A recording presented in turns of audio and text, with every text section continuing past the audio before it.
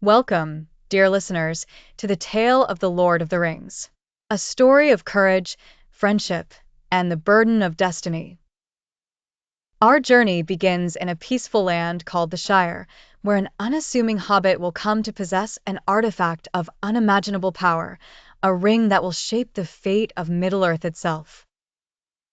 The Shire was a land of rolling green hills, quaint villages, and cheerful folk known as hobbits.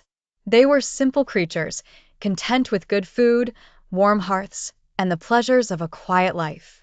And no hobbit was more famous, or more peculiar, than Bilbo Baggins of Bag End. Bilbo had once gone on an adventure with the wizard Gandalf, returning home with great treasure and endless tales. Yet, even decades later, rumors still swirled about the odd ways of Mr. Baggins. He had not aged a day, some whispered. He would often disappear for long walks and return with a strange, faraway look in his eyes. Now, on the occasion of his 111th birthday, Bilbo planned a farewell, one last grand party, before leaving the Shire for good. And what a party it was! A magnificent feast, fireworks crafted by Gandalf himself, music, laughter, and dancing. The entire Shire turned out to celebrate.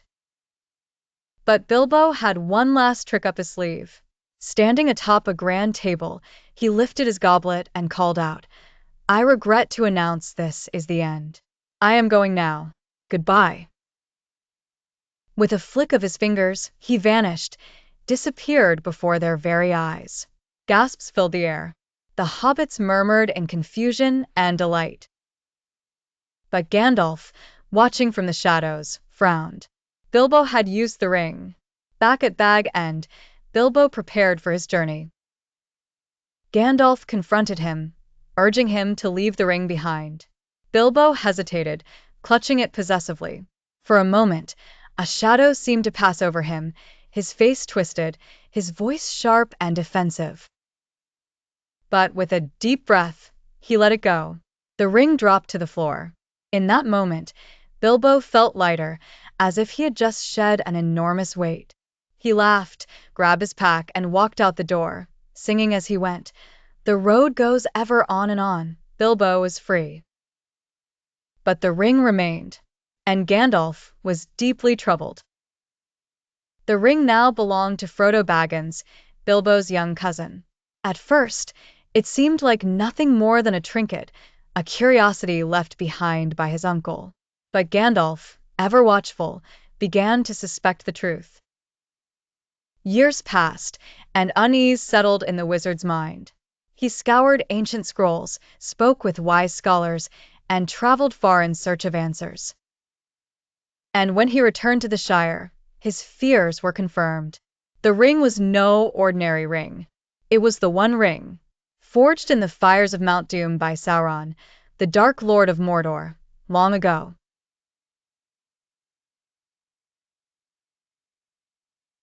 And now, it rested in Frodo's pocket. "It must be destroyed," Gandalf told him gravely. "And that means you must leave the Shire." Frodo was stunned. Leave? The only home he had ever known? But as Gandalf spoke of the growing darkness in the east, of shadows moving once more in Mordor, of the whispers that had begun to spread of the ring's return, he knew there was no choice. Evil was hunting for it. The enemy had found out. The Ringwraiths were coming. Frodo's journey had begun. Gandalf could not accompany him, not yet.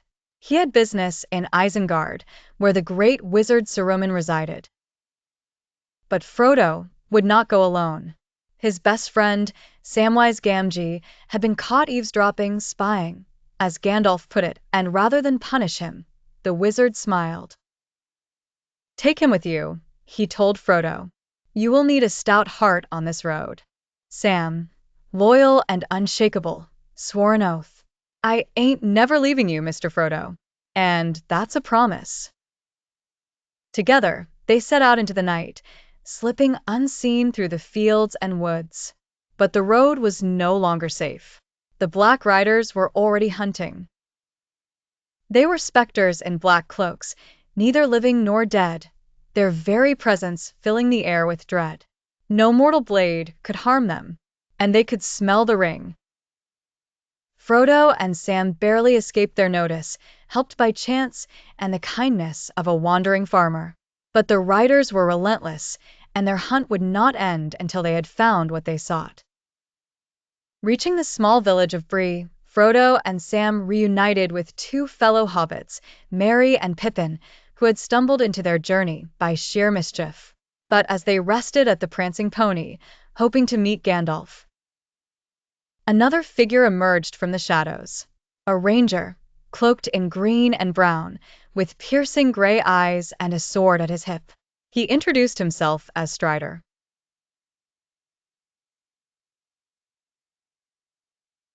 So, under Strider's guidance, they fled into the wild. Through forests and hills, over streams and ancient roads long abandoned, they moved swiftly, evading the enemy's grasp. Strider proved a formidable guide, wise, strong, and skilled in the ways of the wild. Yet even he could not stop the inevitable. The Ringwraiths caught up to them at the ruins of Weathertop. A terrible battle followed. Strider fought with fire and steel, but Frodo, overcome by fear, was drawn to the ring's call.